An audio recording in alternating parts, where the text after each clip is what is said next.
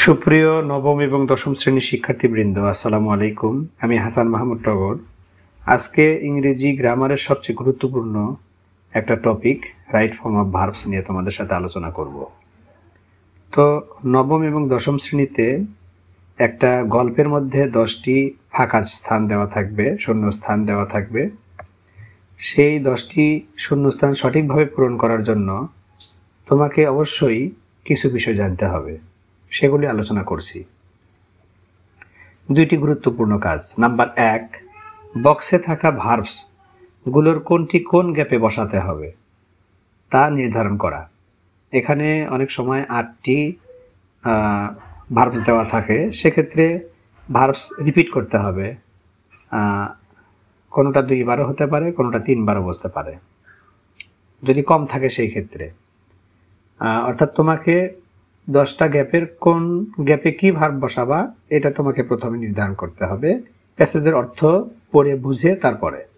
2 number যে কাজ, সেটা হলো বক্সে থাকা যে ভার্বসগুলো তুমি গ্যাপে বসালা সেগুলোর সঠিক ফর্ম লিখতে হবে।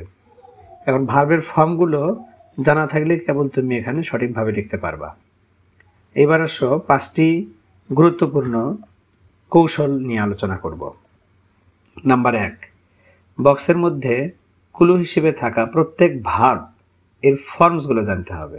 তোমরা হয়তো জানো ভার্ব এর present form, past form, past participle form, আবার ভার্বের সাথে আইএনজি থাকে, কোনো ভার্বের আগে টু থাকে ইনফিনিটিভের ক্ষেত্রে। আবার ভার্বের প্রেজেন্ট ফর্মকে দুটা ভাগে ভাগ করা হয়েছে, একটা হলো বেস ফর্ম, আবার আরেকটা এস বা ইএস ফর্ম। এগুলো সম্পর্কে ধারণা থাকতে হবে। নাম্বার 2, টেন্সের অর্থ হলো সময়। এই টেন্সের বিষয়ে প্রাথমিক ধারণা থাকতে হবে, বিশেষ করে প্রেজেন্ট সিম্পল অর্থাৎ প্রেজেন্ট ইনডেফিনিট, পাস্ট সিম্পল বা past indefinite, present perfect, past perfect এবং মডাল সংশ্লিষ্ট যে টেন্সগুলো আছে সেগুলো তোমাকে জানতে হবে। মডালগুলো কোনগুলো? Can, could, will, would, may, might, shall, should, এগুলো সম্পর্কে তোমার ধারণা থাকতে হবে। নাম্বার 3, ভয়েস অর্থাৎ অ্যাক্টিভ বা প্যাসিভ সম্পর্কে ধারণা থাকতে হবে। কোন সেন্টেন্স অ্যাক্টিভে হবে, কোনটা প্যাসিভে হবে, এটা না জানলে ভার্বের ফর্মটা ভুল হওয়ার সম্ভাবনা অনেক বেশি। নাম্বার 4, একটা সেন্টেন্সকে নেগেটিভ করতে হবে না অ্যাফার্মেটিভ করতে হবে, এটা জানাটা দরকার। এখন যে সেন্টেন্সকে নেগেটিভ করতে হবে সেটি দেখতে হবে সাহায্যকারী ভার্ব আছে কি না, কিংবা কোন সাহায্যকারী ভার্বটা বসাতে হবে। সেই ক্ষেত্রে প্রেজেন্ট ইনডেফিনিট টেন্সে ভার্বের বেস ফর্ম থাকলে তাহলে ডু নট বসাতে হবে, আর ভার্বের সাথে এস বা ইএস থাকলে ডাজ নট ব্যবহার করতে হবে। আবার পাস্ট ইনডেফিনিট টেন্সকে নেগেটিভ করতে ডিড নট ব্যবহার করতে হবে। অন্যান্য টেন্সগুলোতে সাধারণত সাহায্যকারী ভার্ব দেওয়াই থাকে বা সাহায্যকারী ভার্ব নির্ধারিত।